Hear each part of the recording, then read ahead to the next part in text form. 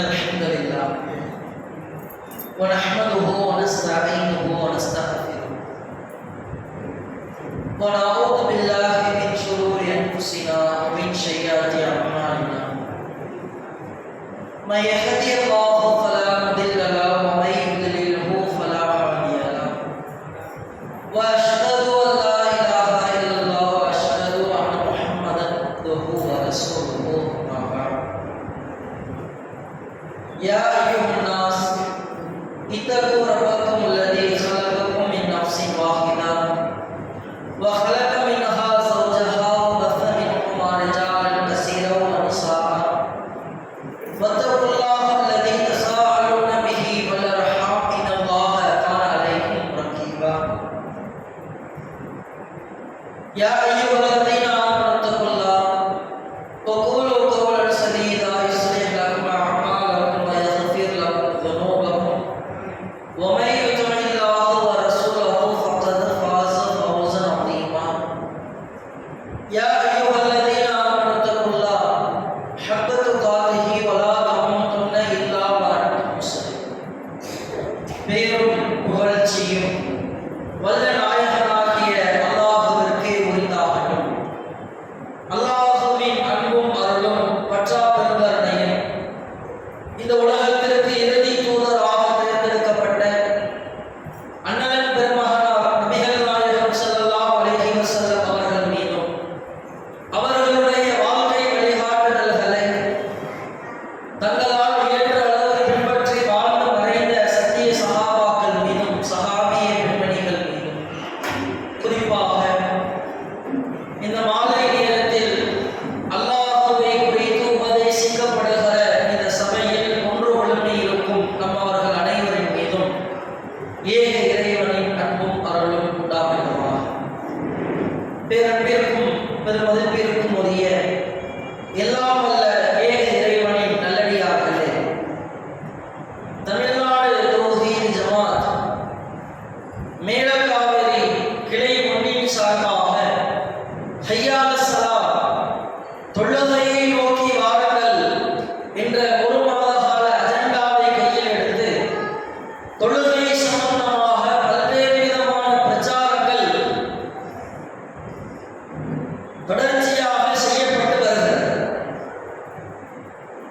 அந்த பிரச்சாரத்தின் ஒரு பகுதியாக இந்த உள்ளரங்க பயான் நிகழ்ச்சியை ஏற்பாடு செய்திருக்கிறார். இங்கே ஒன்று கூட தீர்க்க முஸ்லிம்கள் இந்த பயான் உரை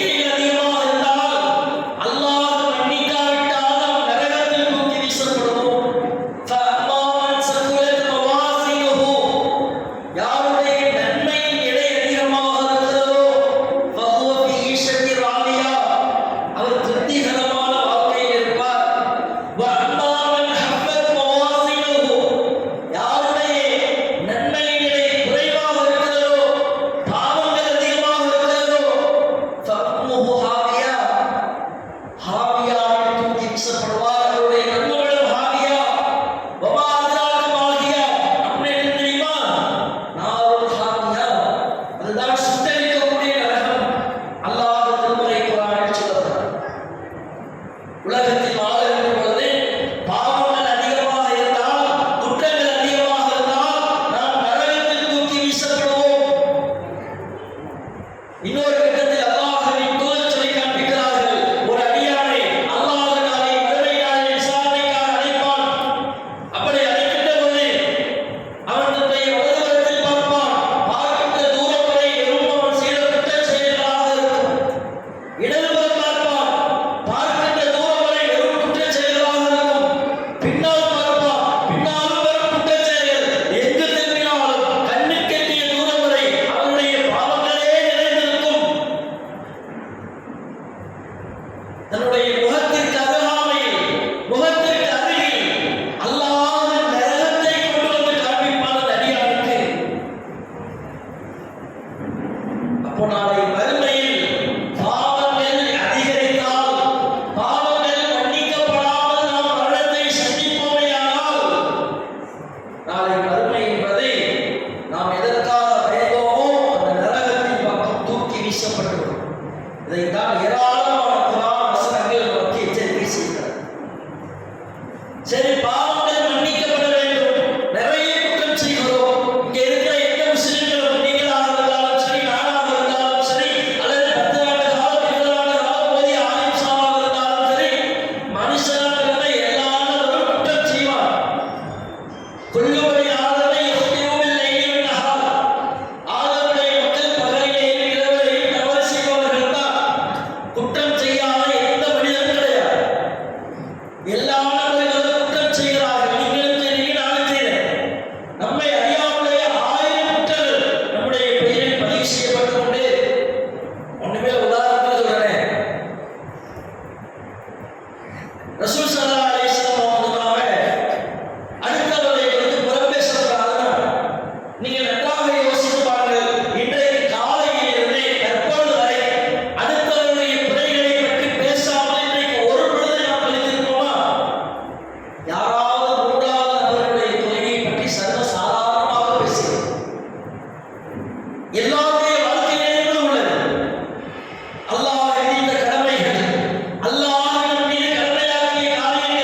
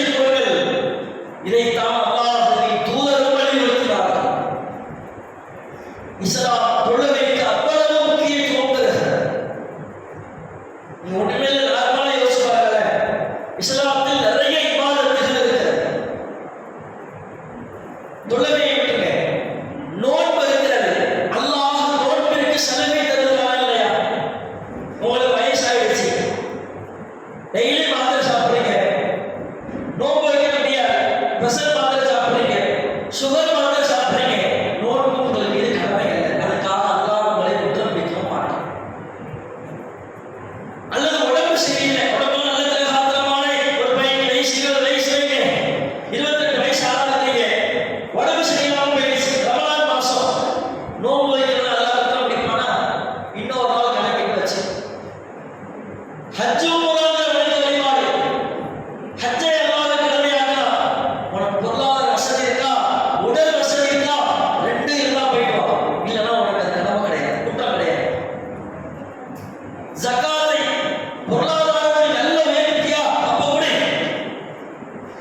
எந்த வணக்க வழிபாட்டை எடுத்தாலும் வயதாகிவிட்டால், பலவீனப்பட்டால், முடியாது என்ற சூழ்நிலை வந்தால் பரவாயில்லப்பா, உனக்கு சலுகை என்று இஸ்லாம் சொல்லுகிறது.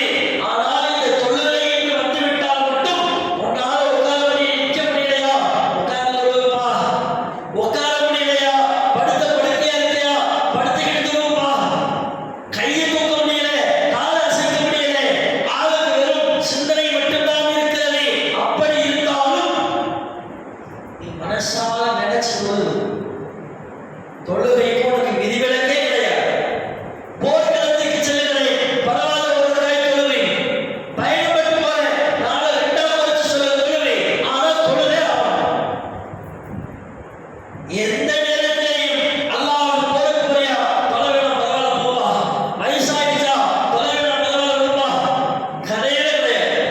நீ படுத்த படுக்கையா இருந்தாலும் சரி, தொழுதே ஆக வேண்டும். இஸ்லாத்தினுடைய அடிப்படை வணக்கமாக இந்த தொழுகை சொல்லப்படுது. ஏன் இவ்வளவு முக்கியத்துவம் அல்லாஹ் இந்த தொழுகைக்கு தருகிறான்? ஏன் அல்லாஹ்வின் தூதர் இந்த தொழுகையை அவ்வளவு வலியுறுத்தி சொல்கிறார்கள்? இன்ன ஸலாத்த கானத் அலல் முஃமினீன கிதாபன் மவ்கூதா, நம்பிக்கை கொண்டவர்கள் மீது தொழுகை நேரம் குறிக்கப்பட்ட கடமை. அந்த வக்த் நேரத்திற்கு சரியாக நீங்கள் தொழுகையை தொழ வேண்டும் என்று ஏன் திரும்ப திரும்ப சொல்லப்படுகிறது? இந்த தொழுகைதான் நாளை மறுமையில் உங்களை வெற்றியின் பக்கம் அழைத்துச் செல்கிற முதல் அடித்தளமாக இருக்கும். பாவங்களிலிருந்து உங்களை தடுக்கக்கூடிய ஒரு வேலியாக இந்த தொழுகை இருக்கும். அல்லாஹ் அப்படித்தான் சொல்கிறார். இந்த தொழுகை என்பதை திருமறை குர்ஆனை எடுத்து படித்து பாருங்கள். வல் ஃபஹ்ஷாஇ வல் முன்கர், தொழுகை என்பதை வெட்கக்கேடான, மானக்கேடான காரியங்களை விட்டும் தீமைகளை விட்டும் உங்களை தடுக்கும். தொழுகை என்பதை அல்லாஹ்வின் இறை சிந்தனையை உங்களுக்கு அதிகப்படுத்தும். தொழுகை என்பதை எதற்கு முன்னால் நாம் அடிமைத்தனமாக இருக்கிறோம், நாமெல்லாம் அடிமைகள் தான் என்பதை உங்களுக்கு திரும்ப திரும்ப நினைவுபடுத்தும். ஒருவன் அல்லாஹ்வை உள்ளச்சமாக தொழுவானே என்று சொன்னால் பாவங்களிலிருந்து விலகுவான். அல்லது குற்றம் செய்கின்ற போது உள்ளத்தில் உறுத்தல் வரும். தொழுகை ஒரு இடத்தில் இல்லாமல் போய்விட்டால் எவ்வளவு பெரிய பாவச் செயலை செய்தாலும் சரி, அது அவனுக்கு ஒரு பெரிய விஷயமாவே இருக்காது. அதனாலதான் அல்லாஹ்வின் தூதரும் சரி, நபி தோழர்களும் சரி, இந்த தொழுகை என்பதை நம் மீது கடமையாக்கப்பட்டது என்பதை தாண்டி மனப்பூர்வமாக அல்லாஹ்விற்கு முன்னால் நான் இருக்கிறேன் என்று, அல்லாஹ்வோடு நான் பேசுகிறேன் என்று ஒரு இன்பத்தில் தொழுகையை தொழுதார்கள். நீங்கள் பார்க்கலாம், சுனன் அபூதாவூதில் பதிவு செய்யப்பட்ட செய்தி 198வது செய்தி. அல்லாஹ்வின் தூதர் அவர்கள் தாத்தூர் ரிகாப் போருக்கு போயிட்டு வருகிறார்கள். போருக்கு போயிட்டு வரப்போ எதிரிகளில் ஒரு நபர் அல்லாஹ்வின் தூதரை பின்தொடர்ந்தே வருகிறார். எப்படியாச்சும் இந்த முகம்மதுடைய கூட்டத்தில் யாரையாச்சும் ஒரு ஆளையாச்சும் பழிவாங்கி ஆகணும். பின்னாலேயே பாடுபட்டார். அல்லாஹ்வின் தூதர் ஒரு இடத்தில் நின்று, இந்த இடத்தில் நாம் ஓய்வு எடுப்போம் என்று முடிவெடுக்கிறார்கள். இரவு நேரமாகிறது. முஹாஜிர்களில் ஒரு ஆள், அன்சாரிகளில் ஒரு ஆள் காவலாளியாக நியமிக்கப்படுகிறார்கள். ஒரு ஆள் தூங்குறாரு, ஒரு ஆள் தொழுகிறார். சும்மா நீங்கள் நிகழ்வில் அல்லாஹ்வை வணங்கி வழிபடுவோமே, தொழுது கொண்டிருக்கிறார். காவலாளியாக இருக்கிற 2 பேர்ல. அப்போ அல்லாஹ்வின்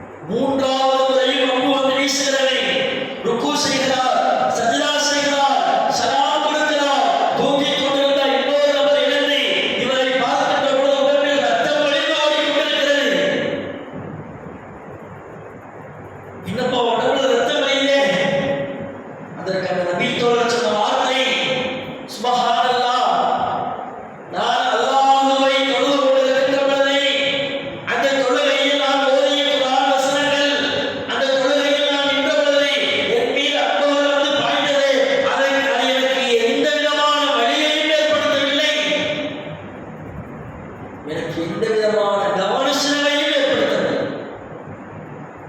யோசித்து பாருங்கள்.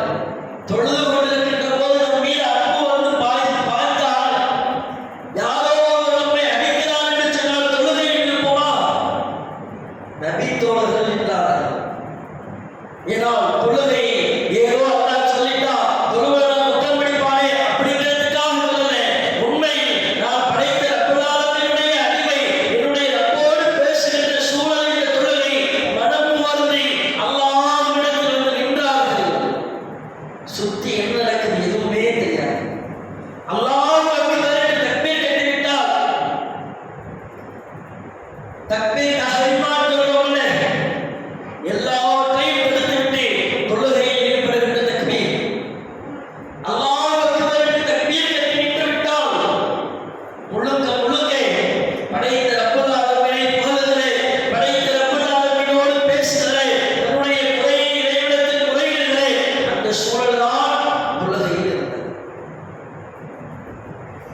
அதனால தான் நபி தோழர்கள் தொழுகை மனம் உவர்ந்து விரும்பி செய்தார்கள்.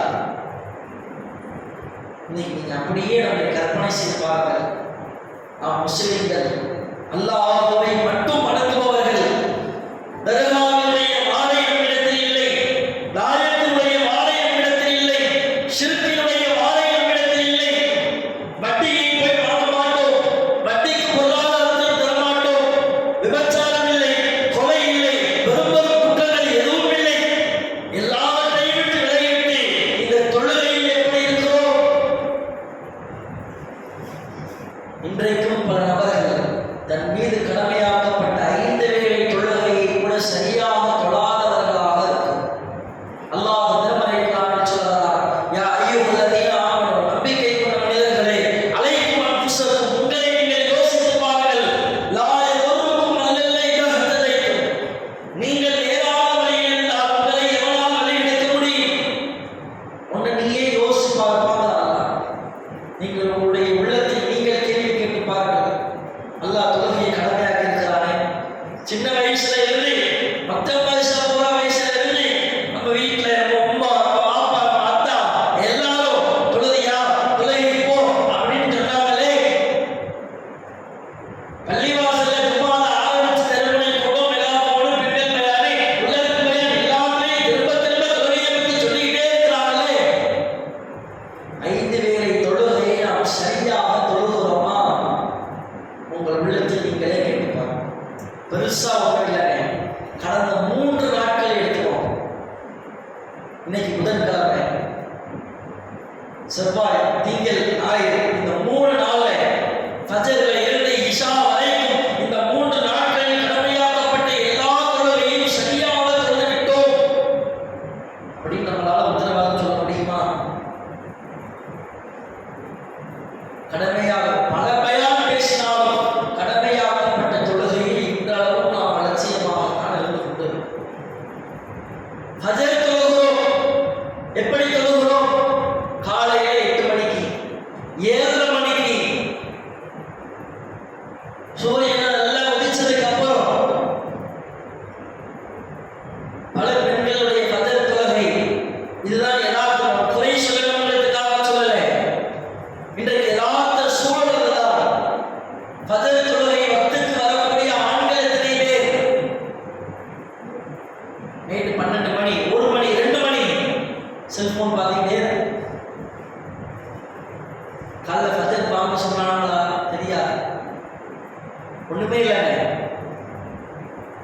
பெண்களாக இருக்கக்கூடிய நாம் ஃபஜ்ர் தொழுகையினுடைய பாங்க நேரம் என்ன என்பதை யோசித்து பாருங்கள். எத்தனை மணிக்கு பாங்க சொல்லுகிறார்கள்? எத்தனை மணிக்கு ஜமாத்து தொழுகை நடைபெறுகிறது? பெண்கள் வீட்டில் தொழுவது சிறப்புதான். ஆண்கள் பள்ளிவாசலில் வந்து தொழ வேண்டும். பள்ளிவாசலுக்கு அருகாமையில் இருந்து கொண்டு பாங்கின் சப்தத்தை பள்ளிவாசலில் இருந்து சொன்னால் கேட்கக்கூடிய தூரத்தில் இருப்பவர்கள், பாங்கின் சப்தத்தை கேட்பவர்கள் பள்ளிவாசலில் வந்து தொழாமல் வீட்டில் தொழுகை ஏற்றுக்கொள்ளப்படாது. ரசூலுல்லாஹ் சுனன் திருமதியில் பதிவு செய்யப்பட்ட செய்தி. மைக் செட்லாம் இல்லாம பள்ளிவாசலில் உயரமான இடத்தில் இருந்து பாங்கு சொன்னால் எவ்வளவு தூரத்திற்கு பாங்கு கேட்குமோ அவர்கள் எல்லாம் கண்டிப்பாக பள்ளியில் தான் தொழ வேண்டும். ஆண்களை சொல்றேன்.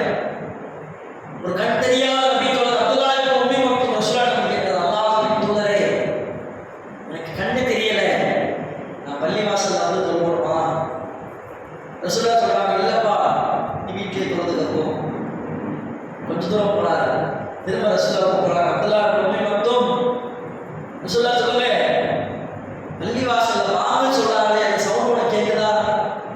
கேட்குது ரசூலுல்லாஹ். அப்படி என்றால் நீ பள்ளிவாசலில் வந்து தான் தொழ வேண்டும். கண்ணு தெரியல, பரவாயில்லை, பள்ளியில் வந்து தான் தொழ வேண்டும். கண் தெரியாத நபி தோழருக்கு அல்லாஹ்வின் தூதர் இந்த சட்டம் சொன்னார்களே, ஆனால் நம்மை நீங்கள் யோசித்து பாருங்கள். ரசூலுல்லாஹ் பள்ளிவாசலுக்கு வர சொன்னாங்க, அதுக்கும் ஒரு காரணம் இருக்கு. ரசூலுல்லாஹ் காலத்தில் நபி தோழியர்கள் பள்ளிவாசலில் வந்து ஃபஜர் தொழுவார்கள். ஃபஜர் தொழுகைக்கு நம்ம ஊர் மாதிரி ஸ்ட்ரீட் லைட்லாம் கிடையாது, டார்ச் லைட்லாம் கிடையாது. அந்த சூழ்நிலையில் வெறும் நிலா வெளிச்சம் மட்டும்தான். அந்த சூழ்நிலையில் கூட அவ்வளவு இருட்டாக இருக்கும். வருபவர்கள் யாருன்னா அறிய மாட்டோம். ஹதீஸ்ல வருது, இருட்டின் காரணத்தினால். அந்த சூழ்நிலையில் கூட நபி தோழியர்கள் பள்ளிவாசலில் வந்து தொழுகை நிறைவேற்றுவாங்க. ஏன்னா இந்த பள்ளிவாசலில் வந்து தொழுகை நிறைவேற்றுவது கூடுதலான பல நன்மைகளை தரும். அன்பிற்குரிய சகோதரர்களே, தொழுகையில் நாம் அலட்சியமாக இருக்கிறோம், தொழுகையில் கவனக்குறைவாக இருக்கிறோம். நம்முடைய இன்னைக்கு உலக காரியங்கள், டிவி நாடகத்தில் ஆரம்பித்து நியூஸ் சேனலில் இருந்து நம்மை சுற்றி என்னென்ன அரசியல் நிகழ்வுகள் நடக்கிறது எல்லாவற்றையும் தெளிவாக அறிந்து வைத்திருக்கிற, அதற்கு ஆர்வம் காட்டுகிற நாம் 10 நேரம் வந்துருச்சு, வேலை ஓரமாக தொழுது அப்படிங்கிற ஒரு மனப்பான்மை நம்ம இடத்தில் இன்றைக்கு வர மாட்டேன். இந்த தொழுகையை நாம் சரிவர பேணாவிட்டால் நம்மை விட பெரிய நஷ்டவாளிகள் யாரும் நடக்க மாட்டோம். உண்மையில் நாம் செய்த எல்லா பாவங்களையும் மன்னிப்பதற்கு ஒரு மிகப்பெரிய காரணம் இந்த தொழுகை. ஒவ்வொன்றாக நீங்கள் பாருங்கள். தொழுகைக்காக வாங்கு சொல்லப்படுகிறது. இந்த வாங்கு சொல்லக்கூடிய நபர் அல்லாஹ்வின் தூதர் சொல்கிறார்கள், தொழுகைக்காக வாங்கு சொல்லுபவர் நாளை மறுமை நாளில் மற்ற நபர்களை விட கழுத்து உயர்ந்தவராக வருவார். அவருடைய சப்தத்தை கேட்டவர்கள், வாங்கு சப்தத்தை கேட்டவர்கள் எல்லாம் அவருக்காக அல்லாஹ்விடத்தில் சாட்சி சொல்லுவார்கள். தொழுகைக்காக உழு செய்கிறோம். நீங்கள் உழு செய்கிற பொழுது உங்களுடைய உழு செய்து கை விரல்களில் இருந்து வெளியேறுகிற தண்ணீர்கள், கையை நல்லா கோதி கழுவுறீங்க, விரல் நுனியெல்லாம் சொல்ல கோதி கழுவ சொன்னாங்க. அப்படி கழுவுகின்ற பொழுது விரல் நுனியிலிருந்து வெளியேறுகிற தண்ணீரில் உங்களுடைய பாவங்கள் வெளியேறுகிறது. முகத்தை கழுவுகிறீர்கள், வாய் கொப்பளிக்கிறீர்கள், உங்களுடைய முகத்தில் உள்ள கண்கள் ஆழங்கள் எதையெல்லாம் பார்த்தீர்களோ, உங்கள் ஆழங்களால் எதையெல்லாம் பேசுகிறீர்களோ, நீங்கள் உழு செய்கின்ற பொழுது அந்த தண்ணீர் வெளியேறுகின்ற பொழுது உங்களுடைய பாவங்களும் சேர்ந்து வெளியேறுகிறது. உழு செஞ்சு முடிச்சாச்சு, துவா சொல்லுகிறோம், அஷ்ஹது அன் லா இலாஹா இல்லல்லாஹ் வரக்கூடிய துவா. அது உங்களுடைய நன்மைகளை அதிகரிக்கிறது. உழு செஞ்சு முடிச்சாச்சு, வீட்டில் இருந்து பள்ளிவாசலுக்கு நடந்து வருகிறீர்கள். நீங்கள் எடுத்து வைக்கிற ஒவ்வொரு அடிக்கும், ஒவ்வொரு ஸ்டெப்பும் அல்லாஹ் உங்களுடைய ஒரு பாவத்தை அளிக்கிறான், ஒரு நன்மையை அதிகப்படுத்துகிறான். பள்ளிவாசலுக்கு வந்தாச்சு, ஜமாத் தொழுகை ஆரம்பிக்கல, பள்ளிவாசலில் நுழைந்து பள்ளிவாசலுக்காக தொழப்படுகின்ற இரண்டு சுன்னத் தொழுகையை தொழுதுவிட்டு பள்ளிவாசலில் உட்கார்ந்திருக்கிறீர்கள். நீங்கள் உட்கார்ந்திருக்கிற நேரம் வரை தொழுதவராகவே கருதப்படுவீர்கள். உங்களுக்கான நன்மைகள் அதிகரித்துக் கொண்டே இருக்கும். உங்களுடைய பாவங்கள் குறையும்.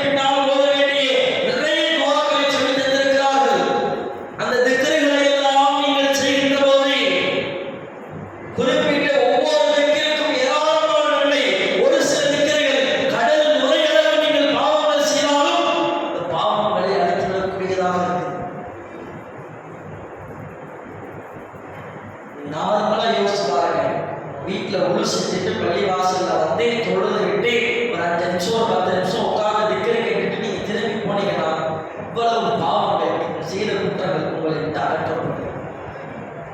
ஜும்மா தொழுகைக்கு வருகிறோம். ஜும்மா தொழுகை பற்றி ரசூல் ஸல்லல்லாஹு அலைஹி வஸல்லம் சொல்கிறார்கள், உங்களில் யார் ஜும்மா தொழுகைக்காக குறித்து சுனன் திருமதியில் பதிவு செய்யப்பட்ட செய்தி, ஜும்மா தொழுகைக்காக குறித்து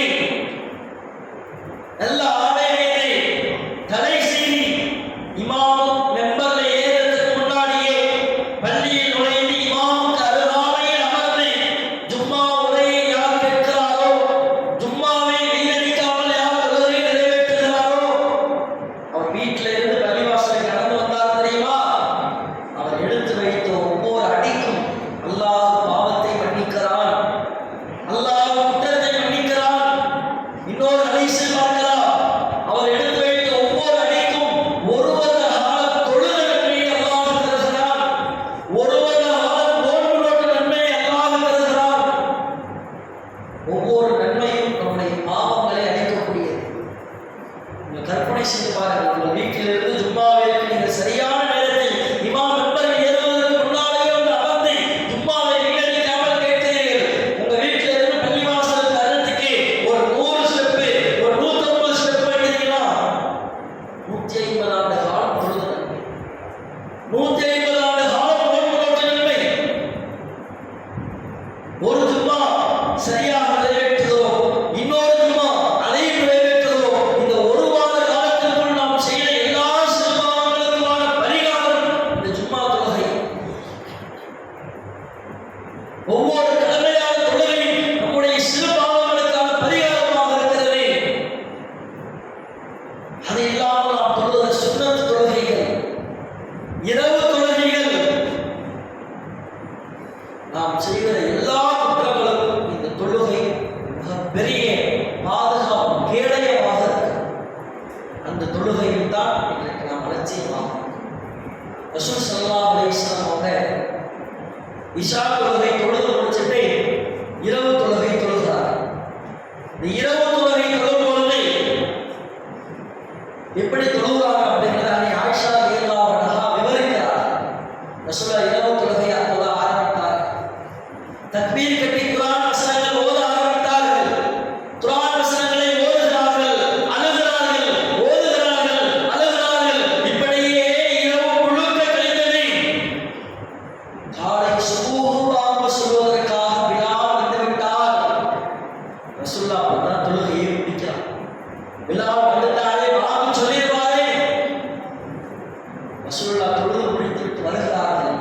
நபிகளாருடைய காலை நாங்கள் பார்க்கிறோம், அல்லாஹ்வுடைய கால்கள் அப்படியே வீங்கி போயிருக்கிறது. பிலால் ரலியல்லாஹு அன்ஹு கேட்கிறார், அல்லாஹ்வின் தூதரே, நீங்கள் தான் முன்பின் பாவங்கள் மன்னிக்கப்பட்டவர் ஆயிடுச்சே, உங்க பேர்ல தான் பாவமே இல்லையே, நீங்க இதுக்கு முன்னாடி பாவம் செஞ்சிருந்த ஆள் அல்லாஹ் மன்னிச்சுட்டான், இதுக்கு அப்புறம் நீங்கள் குற்றம் புரிந்தாலும் அல்லாஹ்வை மன்னிப்பதாக வாக்குறுதி தந்து விட்டான், உங்க பேர்ல தான் பாவமே இல்லை என்று சொல்லலாம். காலம் வீங்குகிற அளவுக்கு நீங்க தொழுவணுமா? ரசூல் ஸல்லல்லாஹு அலைஹி வஸல்லம் அழகாக ஒற்றை வார்த்தையில் சொன்னார்கள். நாம் உள்ளத்தில் ஆழ பதிய வைக்க வேண்டிய வார்த்தை, என்னை படைத்த ரப்புல் ஆலமீனுக்கு நான் நன்றி உள்ள அடியானாக இருக்க வேண்டாமா? இந்த வார்த்தையில் 1000 அர்த்தங்கள் புரிந்திருக்கு. அல்லாஹ் என்னை படைத்திருக்கிறார், என்னை நபியாக தேர்ந்தெடுத்திருக்கிறார், எனக்கு உடல் ஆரோக்கியத்தை தந்திருக்கிறார், நல்ல வளமை வலிமையை தந்திருக்கிறார், சமூக அந்தஸ்தை தந்திருக்கிறார், எல்லாவற்றிலேயும் என்னை உயர்த்தி வைத்திருக்கிற என்னுடைய இறைவன், அந்த எஜமானுக்கு நான் நன்றி உள்ள அடியானாக இருக்க வேண்டாமா? இந்த சிந்தனை இருந்தா போதுங்க, ஆட்டோமேட்டிக்கா தொழுகைக்கு வந்துடும். தொழுகை என்பதை அல்லாஹ் கடமையாக்கிட்டா, நாளைக்கு மறுமையில் முதல் கேள்வி தொழுதா, இதை குறித்து அல்லாஹ் விசாரிப்பா அப்படின்னு நினைச்சோம்னா ஏதோ பேருக்கு கடமைக்கு வேண்டாம் வருமா, தொழுவதோ 4 பேர் கேள்வி கேட்பாங்களே, இல்ல மறுமையில் அல்லாஹ் கேள்வி கேட்பானே, இப்படி வேண்டாம் வெறுப்பாக தொழுவது இல்லை. என்னுடைய ஊரில் இத்தனையோ நபர்கள் உடல் ஊனமுற்றவர்களாக இருக்கிறார்கள். எனக்கு அல்லாஹ்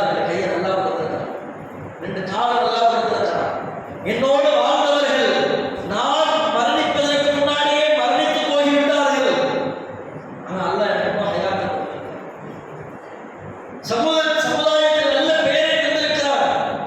என்னுடைய குடும்பத்தார்கள் பிள்ளைகளை தந்திருக்கிறார்.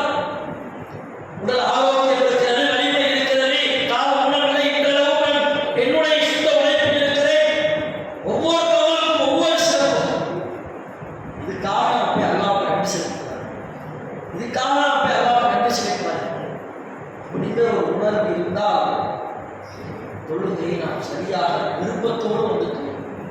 நீங்க அப்படி தொழுகைங்கள தொழுகை 5 நிமிஷமா 10 நிமிஷமா 20 நிமிஷமாலாம் உங்களுக்கு தெரியாது. நான் இப்படி அப்போடு பேசுறேன், என்னுடைய இறைவனோடு நான் பேசுறேன். தொழுதால் அல்லாஹ் நன்மையை தருவான், பாவத்தை அழிப்பான். அதெல்லாம் இரண்டாவது பட்சம். என்னை படைத்த ரப்பல் ஆலமீனை புகழுகிற அவனுக்கு முன்னால் இருக்கிற ஒரு வாய்ப்பு இந்த தொழுகை. அந்த தொழுகையை நான் அவனுக்காக ஒரு காலத்து தொழுகிறேன் அப்படின்னு மனப்பூர்வமாக தொழுதால் நாம் 1/2 மணி நேரம் நிற்கிறோமா 1 மணி நேரம் நிற்கிறோமாலாம் நமக்கு தெரியாது.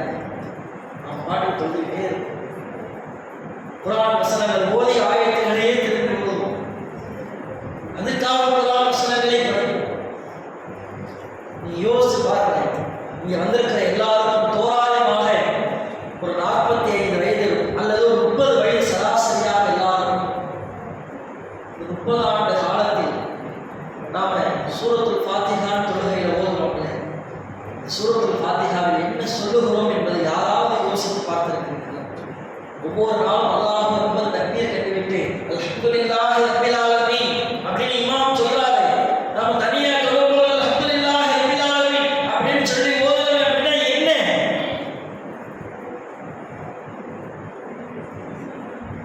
அந்த தமிழ் அர்த்தத்தை உணர்ந்து ஒவ்வொரு முறையும் நீங்கள் அல்லாஹ்வோடு நான் பேசுகிறேன், ரப்பல் ஆலமீனோடு நான் பேசுகிறேன் அப்படின்னு நீங்க சொல்ல ஆரம்பித்தீர்கள் என்றால் எந்த சிந்தனையும் உங்களுடைய மனதில் இறைவனோடு பேசுகிறோம், இறைவனோடு உரையாடுகிறோம், அவனை போலுகிறோம்.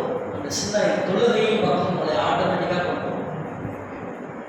அந்த சிந்தனை இல்லைன்னு அல்லாஹ் நம்முடைய பாவங்களை மன்னிப்பான், குற்றங்களை மன்னிப்பான், நன்மையை தருவான். நாளைக்கு சக்கரன் தனி நரகமாக இருக்கிறது. குர்ஆன் வசனங்களை நீங்கள் பாருங்கள், தெளிவான ஆயத்து. அல்லாஹ் சொல்கிறார், நாளை மறுமை நாளில் சக்கரை என்ற நரகத்தில் முஸ்லிம்கள் கருகுவார். எல்லாம் நரகத்துக்கு சொர்க்கவாசிகள் வந்து கேட்பான், சிற்பச்சவர்கள் இல்லை, இணை வைத்தவர்கள் அல்ல, சொர்க்கவாதிகள் வந்து கேட்பார்கள், எப்பா எங்களோட ஜமாத்துக்கு வந்தேன், தர்மம் பண்ணேன், எல்லா நல்ல காரியங்களும் நின்னேன், பயான்னா வந்து உட்கார்ந்துருந்தேன், எல்லாம் பண்ணியப்பா. சொர்க்கவாசிகள் ஆச்சரியப்பட்டு கேட்பாங்க, நீ நரகத்தில் கிடக்கிறீங்க. அதுக்கு அவங்க சொல்லக்கூடிய பதில் தெரியுமா?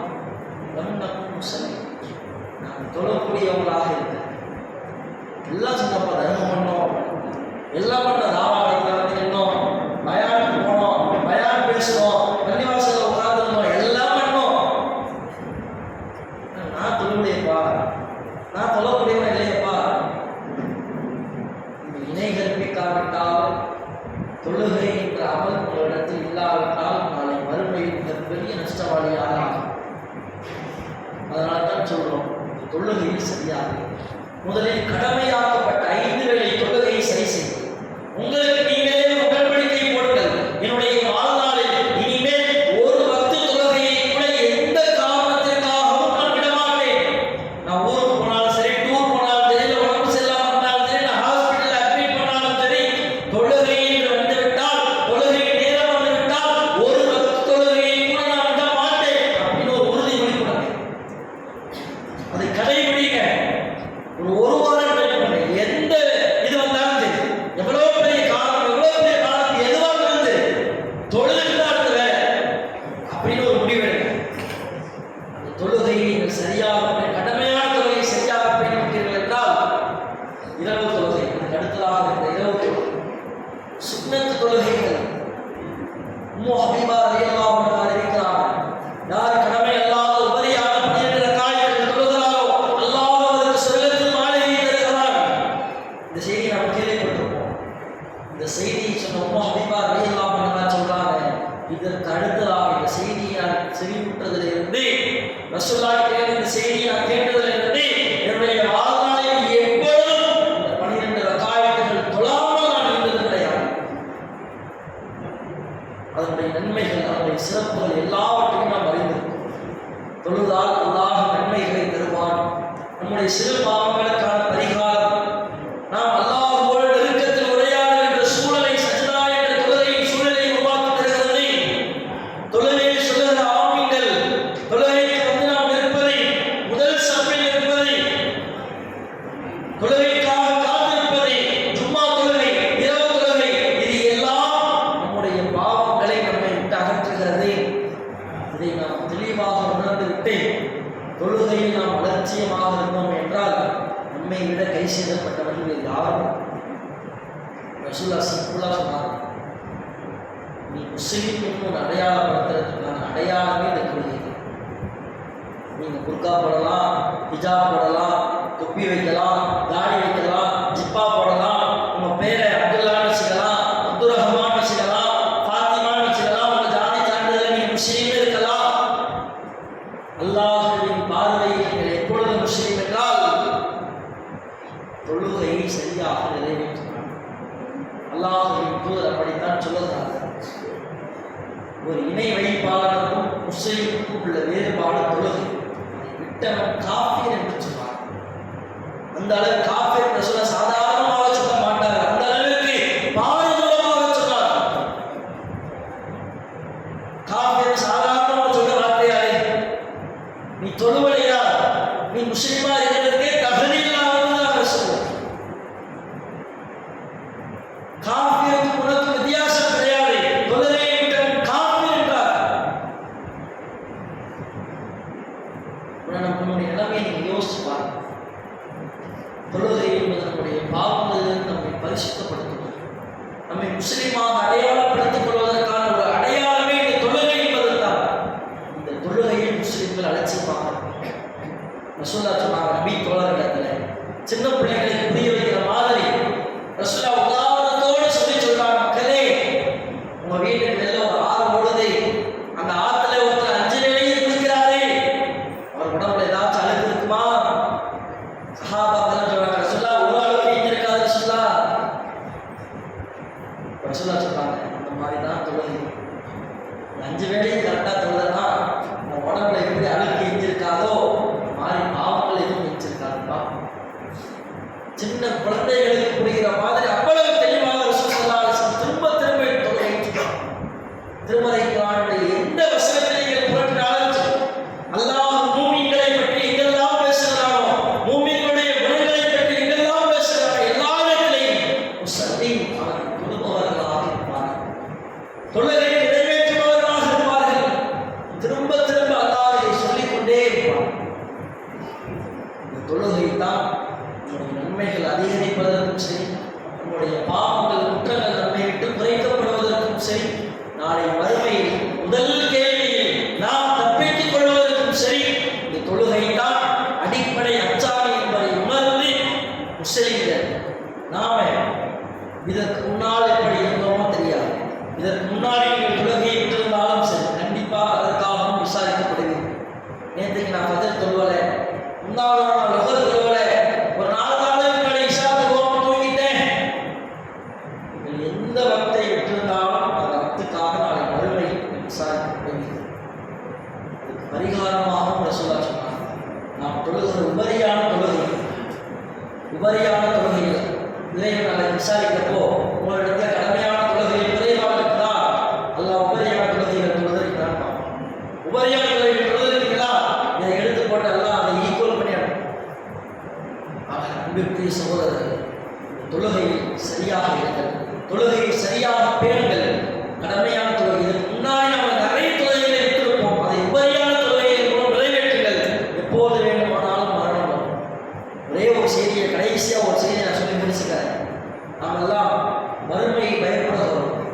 இந்த குற்றங்கள் பாவங்கள் அதிகமாக இருந்து ஒருவேளை அல்லாஹ் நம் மீது இறக்கப்பட்டு சரி போப்பா நரகத்தில் குறைந்தபட்ச தண்டனை வந்தேன், அதை மட்டும் அனுபவிச்சு சொல்றதுக்கு போயிடும் அப்படின்னு அல்லாஹ் சொன்னால் கூட குறைந்தபட்ச தண்டனையை நம்மால் அனுபவிக்க முடியும்.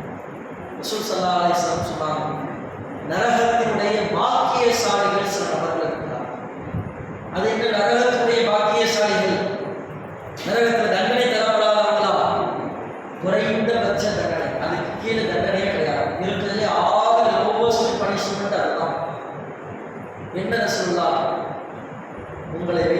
கற்பனை செய்து பாருங்கள். அல்லாஹ் உங்களுக்கு 2 செருப்புகளை தருவான், அல்லது 2 நெருப்பு கங்குகளை தருவான். இந்த செருப்பு அல்லாஹ் போட சொல்லுவான், அதுதான் நல்லது. இருக்கிறதே குறைஞ்சபட்சம் என்ன, அதை போட்டால் என்ன ஆகும்? முசலா சொல்றாங்க, செருப்பை நீங்கள் மாட்டினீர்கள், அடுத்த நொடி பொழுது சாப்பாடு உடை கொதிக்கும் தெரியுமா? அது மாதிரி உங்களுடைய தலைகள் கொதிக்க ஆரம்பிக்கும், உங்களுடைய தலை கொதிக்க ஆரம்பிக்கும். இதுதான் நரகத்திலேயே குறைந்தபட்ச தண்டனை. அப்படின்னா நரகத்தினுடைய உச்சபட்ச தண்டனைலாம் எப்படி? தொழுவாளர்களுக்காகவே தனியாக சக்கரிக்கிற ஒரு நரகம். யோசித்து பாருங்க, நம்மால் அதை தாங்க முடியுமா? அன்பிற்குரிய சகோதரர்களே, மரணம் வருவதற்கு முன்னால், மரணிப்பதற்கு முன்னால் நம்முடைய தொழுகைகளை நாம் சரி செய்து கொள்ள வேண்டும். இனி வருகின்ற காலங்களில் எந்த வகையையும் நான் விட்டுவிட மாட்டேன். இதற்கு முன்னால் விட்ட தொழுகைகளை ஈடு செய்வதற்காக உபரியான தொழுகைகளை அதிகமாக நான் தொழுவேன் அப்படிங்கிற ஒரு நிலைப்பாட்டை கையெழுத்து தொழுகைகளை சரியாக வேண்டுங்கள். இந்த தொழுகை ஒன்றுதான் நம்முடைய மறுமையை நமக்கு சாட்சியாக இருக்கும். நாளை